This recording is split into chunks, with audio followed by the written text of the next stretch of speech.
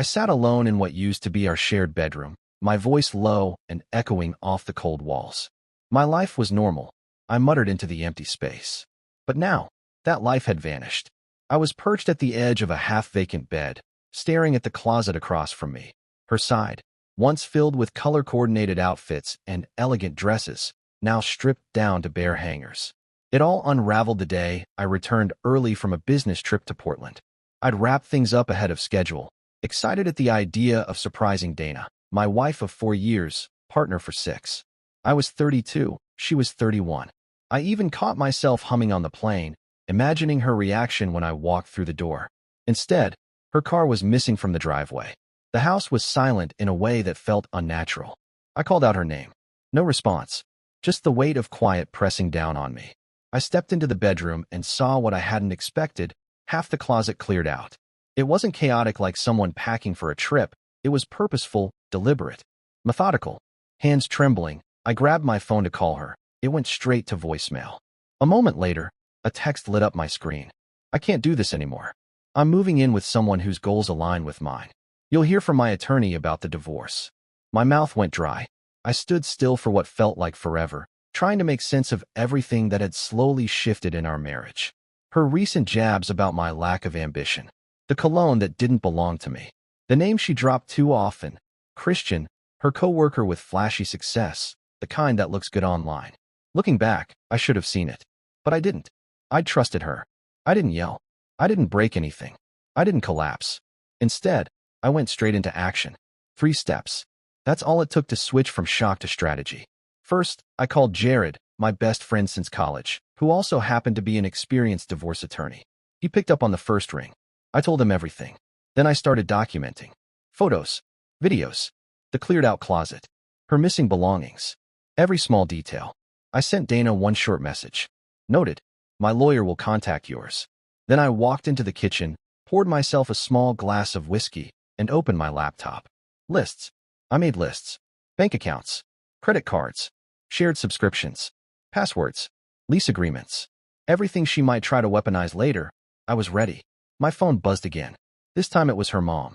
I let it ring out. Then her sister Kira messaged. What's going on? I didn't reply. I wasn't about to start bleeding emotion into texts.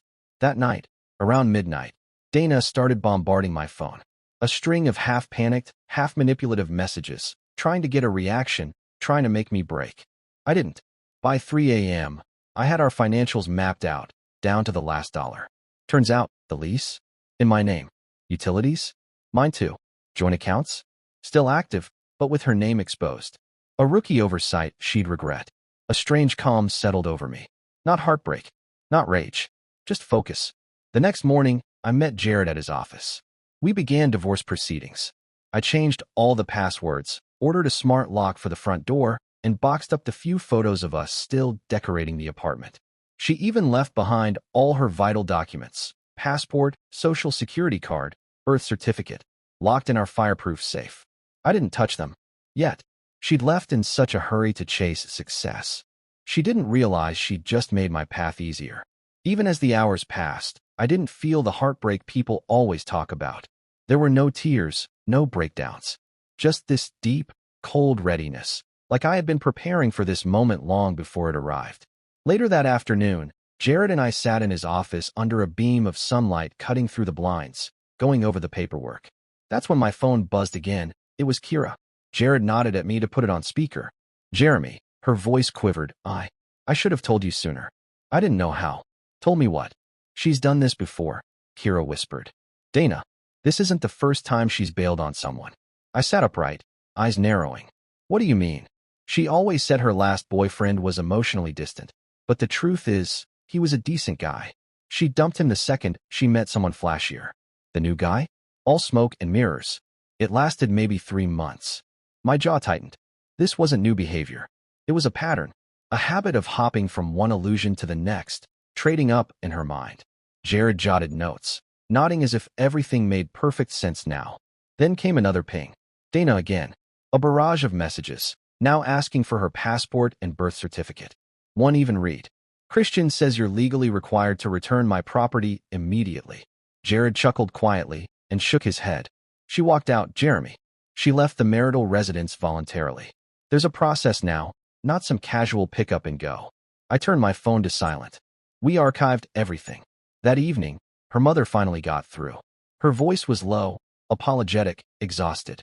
I'm sorry, she said. Dana's always had this need to chase status. Even in high school, she dropped friends if they didn't fit her image. I really thought she changed with you. She had something stable, someone kind. But she's with Christian now, isn't she? I replied flatly. Downtown apartment, right? Yeah. His parents co-signed it. He couldn't qualify on his own. I almost laughed. So that's the man she threw everything away for, a guy with no credit and a fake lifestyle. But I didn't say that out loud. I just muttered, thanks for the honesty. Because honestly, the real storm hadn't even started yet. The following days turned into a controlled demolition of our shared life. I changed every login, Netflix, bank portals, even the Wi-Fi. Locked out the joint credit cards, replaced the front door lock, and put the utilities solely under my name. Everything I could separate, I did. Funny enough, I left her name on 1 or 2 accounts. They were frozen, of course, but the illusion of access was enough to let her trip over her own mistakes. Then came the Instagram show. Dana's feed turned into a curated shrine of her new life. Posing in Christian's penthouse, posting hashtags like #levelup and #blessed. Each post had this desperate gloss: sunset drinks, rooftop views, designer shoes. But I knew better. Kira kept me in the loop behind the scenes. The reality? The furniture was on lease. The place was furnished for show, not for living. A rented lifestyle. One wrong payment away from collapse. I even found out she was still using the joint card for her luxury gym, of all things. That is, until I shut the account down. Her gym membership vanished the next day. That's when her tone changed. Her social media rant started. Toxic people trying to control my life. Taking back my power. Some men can't handle a strong woman. I watched it all like a movie I'd already read the script for. Predictable. Hollow. Loud attempts to mask regret. 2 nights later, after my evening run, I found her sitting on my doorstep. Makeup streaked, cheeks blotchy, her phone clutched in one hand like it might save her. Jeremy, she said, voice cracking, please, just talk to me. I need my documents. I brushed past her without a word, unlocking the door. All communication goes through attorneys, I said as I stepped inside and shut the door. She stayed there for nearly 2 hours, alternating between crying, texting, yelling. I watched her on the new security camera feed, detached, calm, sipping tea like I was watching surveillance footage of a stranger. Eventually, her battery died. She cursed the empty air and left. That night, I boxed up the last of her stuff. I found one of her old journals from when we'd first started dating. I didn't read it, just tossed it in the box. Because whoever wrote those pages, that person didn't exist anymore. About a week later, Dana's lawyer finally got in touch. We arranged a formal sit-down in Jared's office. I showed up early, with a sealed envelope containing her essential documents: passport, birth certificate, social security card, along with a box of the remaining clothes and that forgotten journal. Adrian, the nurse I'd been casually seeing, offered to come along. I told her it would be better if I handled this one solo. Less drama. Cleaner exit. At 2:15 sharp, Dana walked in. No lawyer in sight. Just her, dressed like she was headed to a photo shoot, and Christian trailing behind her, awkward in a wrinkled suit with the price tag still poking out from under the collar. Jared's assistant made a call right away. Dana's attorney had no idea she was showing up that day. Red flag. Classic Dana, skipping protocol, thinking charm or tears could bypass the system. I just want my stuff, she snapped, trying to snatch the box. Jared smoothly slid it out of reach. Your attorney must be present before anything is transferred. That's when she lost it. Her voice rose, shaky but full of fury. You think this is funny? Watching me struggle? Was this all some twisted revenge plan? I stayed composed. No plans, just cause and effect. Then Christian decided to chime in, puffed up and red-faced. You're just bitter. She upgraded. Some of us have ambition. I couldn't help myself. That's why your Tesla got repossessed, right? His cheeks flushed deeper. Dana's eyes flared. At least he's not ashamed to show me off, she shouted. He takes me places, makes me feel special. You were always basic. How's he paying for those places? I said quietly. Christian lunged forward, fists clenched, but security was already closing in. Dana pivoted tactics, switching from rage to tears in a blink. She dropped to her knees, sobbing. Jeremy, please. I messed up. Christian's place is being foreclosed. I have nowhere to go. I stared at her, remembering that cold text. I'm leaving for someone more successful. And now? She was begging on the floor. You should have thought about that before walking out, I said flatly. You heartless bastard, she screamed. I gave you the best years of my life. I met her eyes with calm detachment. That's why I'm setting you free, so you don't waste any more. Security finally escorted both of them out. Through the glass doors, I watched them bicker in the parking lot. Dana crying, Christian gesturing wildly. A twisted sort of peace settled over me. But I knew I wasn't done yet. That evening, I got a long-winded message from Dana's mother. Apparently, she'd heard what happened at the lawyer's office, and she wasn't pleased. She accused me of embarrassing Dana publicly, claimed I was acting out of spite, and even repeated Christian's accusation that I was financially abusing her daughter. I just stared at my phone, then rolled my eyes and turned it over. Later that night, my father called. A quiet man, usually on the sidelines, but this time, he sounded disappointed. Jeremy, do you really need to go this far? He asked. Is destroying people the only way to heal? That one made me pause. Just for a moment. I stood in my living room, pacing under the dim light, wondering, was I crossing a line? But then I remembered the smug messages, the betrayal, the night she walked out. Not just on me, but on everything we'd built. They didn't just hurt me. They humiliated me. No, this wasn't about revenge. It was about consequences, and I wasn't done handing them out. I called Jared. My voice was steady, but there was a sharpness behind it. I think I found something, I told him. Dana's been moving small amounts between accounts. I'm seeing transfers I never authorized. His voice tensed immediately. Forgery. Looks like it, I said. And I'm also seeing red flags around Christian. Possible fraud, business-related. Jeremy, he paused, sounding hesitant. We can file, but once this is in motion, you can't undo it. Are you sure you want to go down this road? I looked around the empty room, the ghost of my former life hanging in the air like smoke. Yes, I said firmly. Let them both burn. Within days, Jared began pulling strings. We submitted financial reports and flagged suspicious transactions. Anonymous tips went out to the appropriate agencies. But I didn't stop there. Through a mutual acquaintance, I tracked down Christian's ex-wife. One phone call was all it took to crack things open. He left me drowning in debt, she said bitterly. Credit cards, leases, even borrowed money from my family and disappeared. Do you still have proof? I asked. She did. She sent over a folder, digital records, emails, messages. It was more than enough to paint Christian as a repeat offender. I forwarded everything to Jared. His reply was short. This is dangerous, but understood. Good. Because this wasn't just about closure anymore. This was a reckoning. In the weeks that followed, everything I'd put in motion started to fall into place like a carefully loaded domino line. Christian's rent payments stopped going through. The property manager began the eviction process. One by one, the leased furnishings were collected, the sleek couch, the designer bar stools, even the coffee table she once posted on Instagram with the caption, "My New Kingdom." Gone. I heard from Kira that they were bouncing between a cheap motel and Dana's parents' house. The fantasy lifestyle? Crumbling. The online bragging had disappeared, replaced by silence. That told me more than any post ever could. But Dana wasn't done playing the victim. She took to social media again, long, melodramatic captions accusing me of ruining her chances at employment by withholding documents. Claims that I was obsessed with control, that I was weaponizing money. The irony made me laugh. After all, this was the same woman who once called me uninspired, who sneered at my steady job and life plans. Now she was trying to rewrite the script, but the audience wasn't buying it. Even mutual friends who had initially sided with her began going quiet. And me? My work life took off. I got promoted after a major client praised how I handled a tense situation during a project crisis. Higher salary, more flexibility, the kind of recognition Dana always said I lacked. Funny how that works. At the same time, Adrian and I were slowly becoming something real.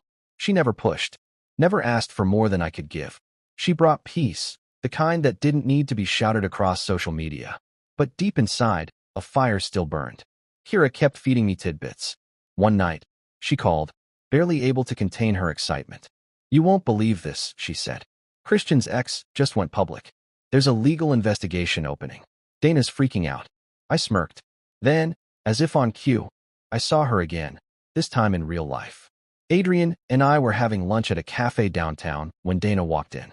She spotted us, froze. I kept talking to Adrian, who was laughing at one of my stupid puns. But out of the corner of my eye, I saw Dana just stand there, pretending to study the menu while clearly eavesdropping. She stayed for 20 minutes, never ordered anything, then stormed out. That night, my phone exploded with messages. So you've moved on already? Who is she?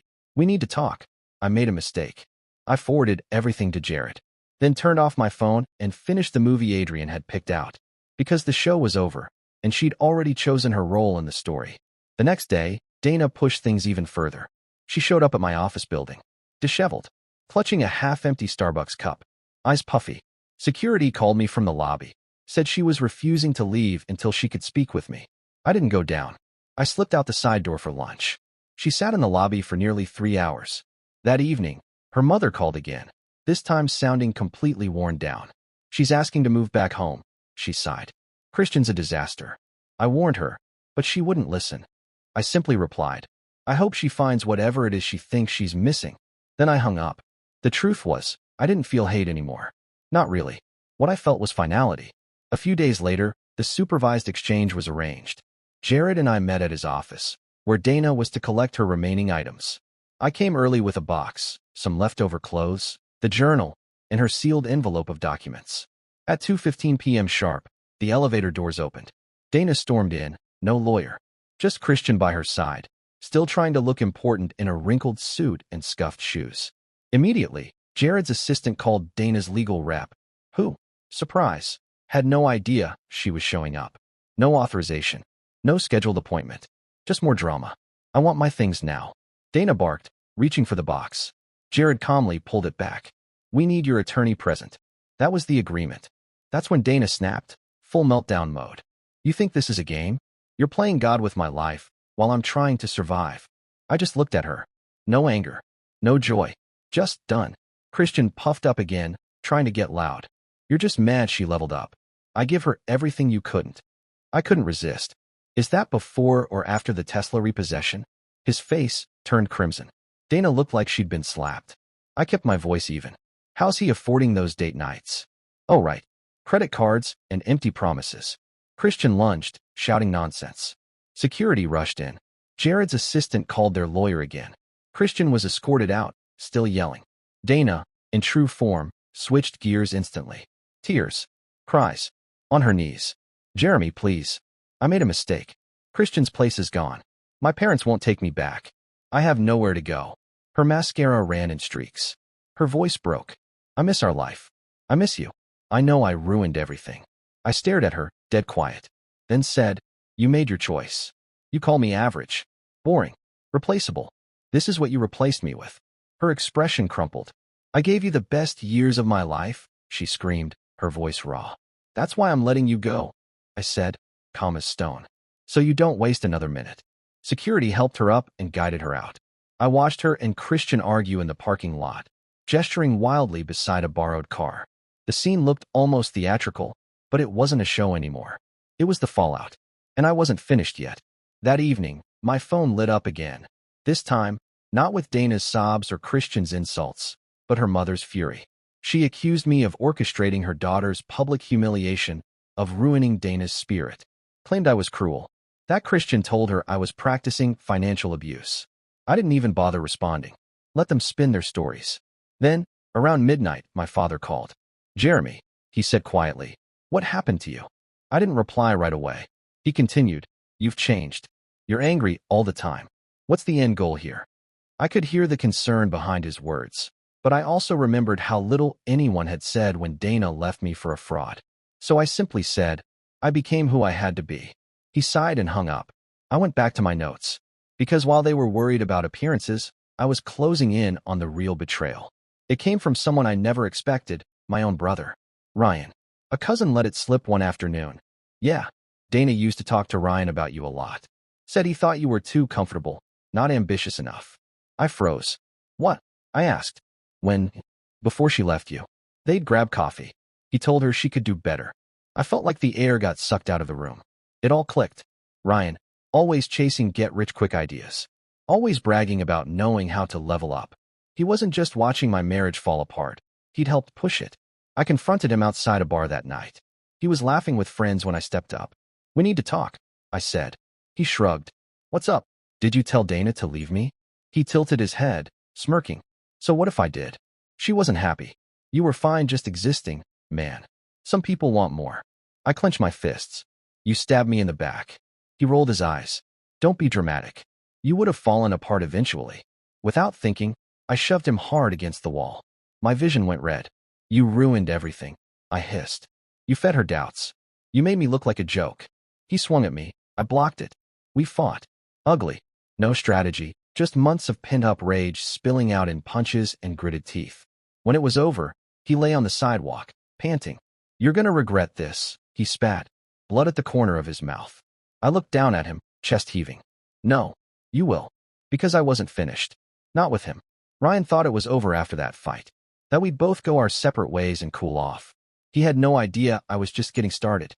For days, I combed through old files, emails, anything I could find connecting him to Dana.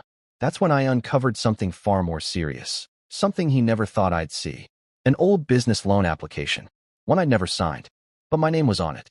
My signature. Forged. Suddenly, the pieces aligned. Ryan had used my identity years ago to secure funding for one of his sketchy consulting ventures. I remembered nothing about it. No calls, no approvals, no paperwork on my end. But now, I had it in my hands. It wasn't just betrayal anymore.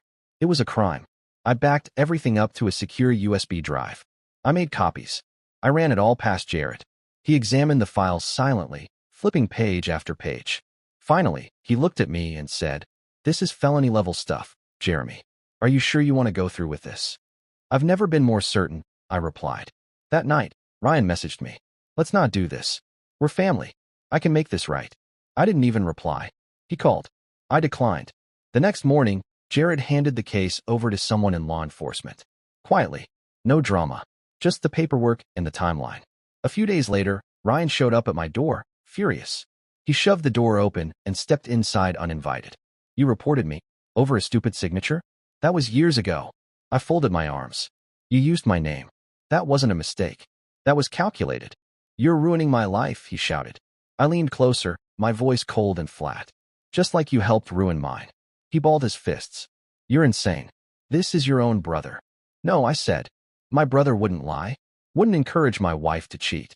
Wouldn't forge my name to scam a bank." He lunged again, but this time I didn't even flinch. I stepped aside. He stumbled forward, out of control.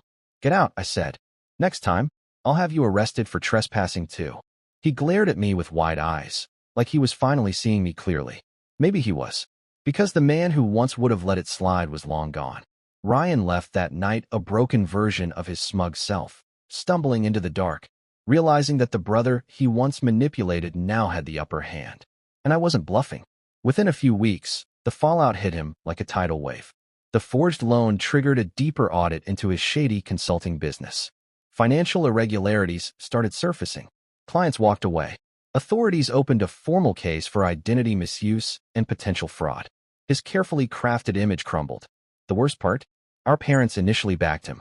When the truth came out, they were stunned. My mother still tried to defend him, accused me of being cruel, of setting a trap. I reminded her, the only trap Ryan fell into was the one he built himself. My father called, clearly shaken. "Jeremy, couldn't you have handled this quietly?" I stayed calm. He forged my signature. Lied to me. Helped destroy my marriage. There's no quiet fix for that. He went silent. Meanwhile, Kira, Dana's sister, kept me updated on Dana's spiral. "She's bouncing between couches," she said. Christian vanished. Her mom's had enough of her drama. And now with Ryan's collapse, she's losing it. I felt nothing. No sympathy. No joy. Just a quiet confirmation that this, all of it, was the price of betrayal. But Dana wasn't done. One rainy night, around midnight, my security system pinged. I checked the footage. There she was, soaked, shivering, standing on my porch like a ghost from a life I no longer lived. I stepped outside. "Jeremy," she gasped. "I have no one. Christian's gone. Ryan's ruined. My mom locked me out. I was wrong. I see that now. Please, just let me in." Her voice cracked under the weight of her desperation. "You always took care of me. Please, I'll do anything. Just a place to stay until I figure things out." I looked at her, drenched and trembling, and all the memories came flooding back. The laughter, the betrayal, the text that ended our marriage. I took a slow breath. Why would I help you now? Her lip quivered. Because, deep down, you were always good. The best thing I ever had. I was a fool. I leaned against the doorframe. If I open this door, I said quietly, it won't be to comfort you. It won't be the Jeremy you used to know. She blinked, confused. What do you mean? My voice dropped to a whisper. You wanted me to be more powerful, more ambitious, to stop being average. Well, this is who I became. A flash of lightning lit her face. I could let you in, I said, and make you earn every minute. I could reduce you to nothing. Is that what you're here for? Her eyes widened in horror. You wouldn't. I stared at her. This is what you created. She stumbled back, breath caught in her throat. Then she turned and ran into the storm, her figure fading into the night. I stood there a moment longer, then shut the door.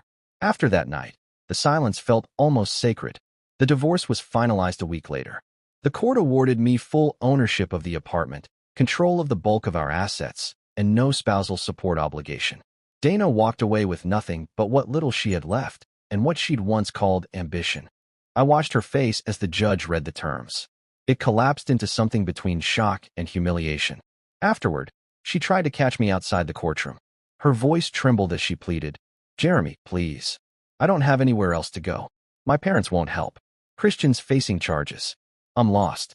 I stared at her for a moment, really looked at her. She was a shadow of the woman I once loved. Her confidence had evaporated, her arrogance turned to panic. You want to talk? I said quietly. Now you want sympathy? She wiped her eyes. I messed up. You were stable, safe, and I threw it all away chasing someone who wasn't real.